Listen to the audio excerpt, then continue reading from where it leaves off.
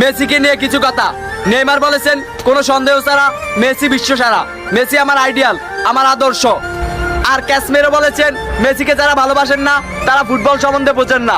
আর Mbappe বলেছেন Messi শুধু ফুটবলের রাজা নয়, তিনি মহারাজা।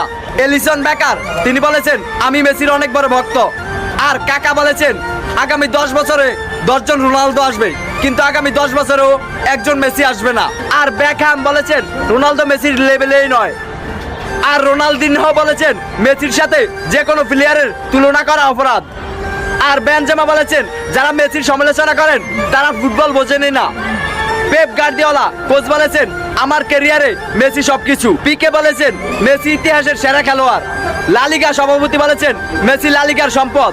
আর প্লেকে জিজ্ঞাসা করা হয়েছে মেসি নাকি রোনালদো, তখন প্লে উত্তরে বললেন মেসি। তো আই লাভ লিও মেসি। তো এই ভিডিওর মাধ্যমে কোনো প্লেয়ারকে ছোট করা দেখা হয়নি। তো যদি কোনো ভুল